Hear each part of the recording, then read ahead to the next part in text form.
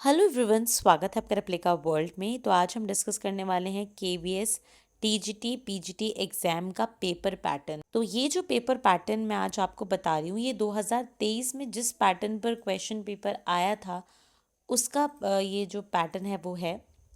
ठीक है। तो टीजीटी और पीजीटी का जो पेपर पैटर्न है वो बिल्कुल सिमिलर है, जबकि जो पीआरटी का पेपर पैटर्न होता है वो थोड़ा सा डिफरेंट होता है इससे। तो चलिए आज हम डिस्कस करेंगे टीजीटी पीजीटी का पेपर पैटर्न, और अगली वीडियो में हम केवीएस पीआरटी का पेपर पैटर्न डिस्कस करेंगे। तो 2023 में यानी लास्ट टाइम जो वैकेंसी आई थी, तो जो एग्ज़ाम हुआ था वो कंप्यूटर यानी ऑनलाइन मोड में हुआ था, यानी कंप्यूटर बेस्ड एग्ज़ाम था वो। और उस कंप्यूटर बेस्ड एग्ज़ाम में 180 मार्क्स का पेपर आया था। यानी चाहे केवीएस टीजीटी हो, पीजीटी हो या पीआरटी हो, सभी का जो रिटन पेपर था वो 180 नंबर का था, और इंटरव्यू जो था वो 60 नंबर का था। फिर इनका वेटेज निकलना था। रिटन का 70% वेटेज निकलना था, और इंटरव्यू का 30% वेटेज निकलना था। इस तरीके से फाइनल मेरिट लिस्ट को बनना था आउट ऑफ 100। ठीक है।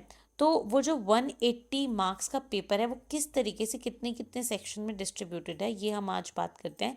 केवीएस पीआरटी का थोड़ा सा डिफरेंट होता है, वो हम अगली वीडियो में बात करेंगे। फिलहाल हम बात करें टीजीटी और पीजीटी का पेपर पैटर्न। तो मैं आपको बताती हूँ, सबसे पहला जो सेक्शन आता है वो आता है जनरल इंग्लिश। तो जनरल इंग्लिश जो है, जनरल इंग्लिश के 10 सवाल आते हैं, और एक एक मार्क्स का एक सवाल है, मतलब 1 मार्क्स का एक सवाल है। तो इस तरीके से टोटल 10 मार्क्स की इंग्लिश आती है। इसके बाद नेक्स्ट सेक्शन होता है जनरल हिंदी।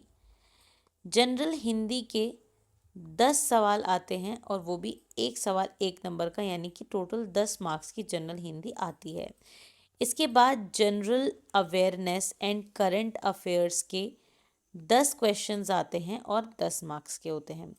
इसके बाद रीजनिंग जो है, रीजनिंग आती है 5 क्वेश्चंस, 5 मार्क्स। इसके बाद नेक्स्ट आता है कंप्यूटर एबिलिटी, यानी कंप्यूटर के कुछ कॉमन कॉमन से क्वेश्चन पूछे जाते हैं, ज़्यादा मुश्किल नहीं होते।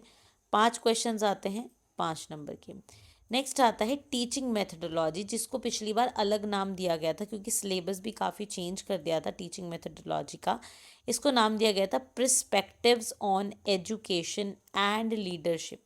तो यानी टीचिंग मेथडोलॉजी या फिर टीचिंग एप्टीट्यूड हम कह सकते हैं, वो चेंज कर दिया था उसका नाम into perspective on education and leadership. तो प्रिस्पेक्टिव ऑन एजुकेशन लीडरशिप के टोटल 40 सवाल थे, which was a huge number. और 40 सवाल एक एक मार्क्स के थे, यानी 40 मार्क्स का भी ये सेक्शन आया था। इसके बाद नेक्स्ट जो सेक्शन था वो था सब्जेक्ट स्पेसिफिक सेक्शन। तो ये जो सब्जेक्ट स्पेसिफिक सेक्शन है, इसमें आपके सब्जेक्ट के सवाल आए, यानी कि अगर आपका सब्जेक्ट मैथ्स है तो मैथ्स के क्वेश्चन आएंगे, अगर आपका सब्जेक्ट साइंस है तो फिजिक्स केमिस्ट्री बायो तीनों के यानी साइंस के क्वेश्चंस आएंगे, अगर आपका सब्जेक्ट पीजीटी बायो है तो फिर आपके बायोलॉजी के क्वेश्चन आएंगे। तो सब्जेक्ट स्पेसिफिक सेक्शन में 100 क्वेश्चन है, और एक एक मार्क्स का एक, यानी कि 100 मार्क्स।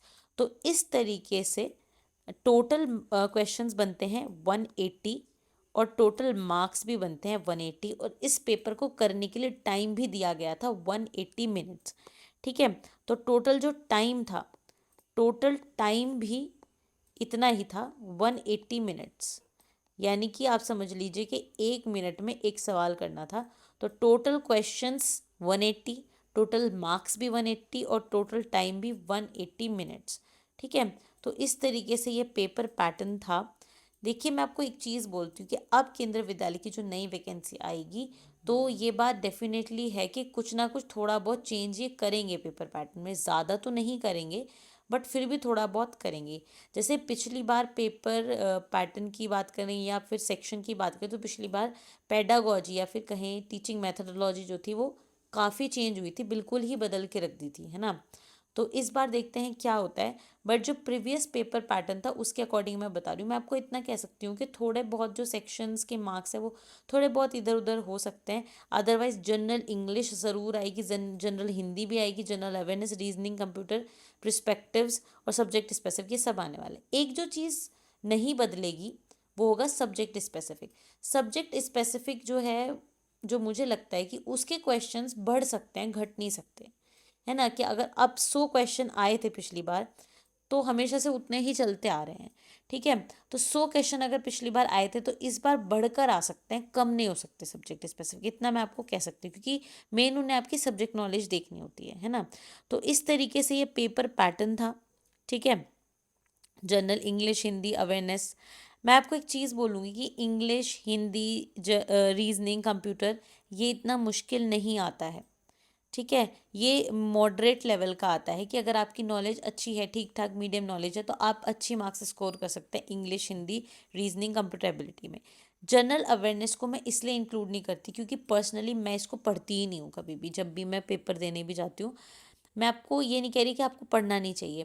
देखो, जनरल अवेयरनेस मानती हूँ कि बहुत बड़ा नंबर है कि 10 नंबर का आता है, बट आप ये देखो स्टैटिक जीके आप पढ़ लोगे, बट आप करंट अफेयर्स कैसे पढ़ोगे? हमें नहीं पता कि 10 क्वेश्चन में से वो 6 करंट अफेयर्स दे दें। करंट अफेयर में टाइम मुझे तो नहीं लगता कि वेस्ट करना वर्थ इट होता है। ठीक है, और जनरल आप जो जनरल अवेयरनेस यानी जो स्टैटिक जीके है उसके बारे में पढ़ जाओ, जो जनरल जनरल चीज़ें होती हैं जनरल नॉलेज की, जो हमारे स्पेशली इंडिया के बारे में है या वर्ल्ड में कोई इंपॉर्टेंट खबर है तो वो बात अलग है।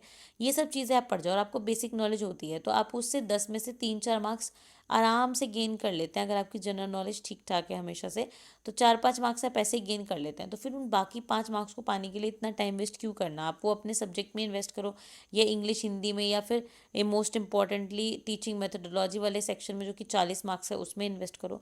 बाकी इट्स अप टू यू कि आप किस तरीके से प्रेपरेशन करते हैं।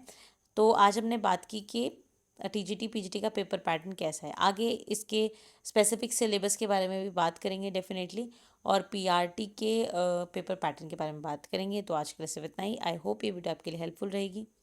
अगर ये वीडियो आपके लिए हेल्पफुल रहे तो लाइक ज़रूर करें, शेयर करें।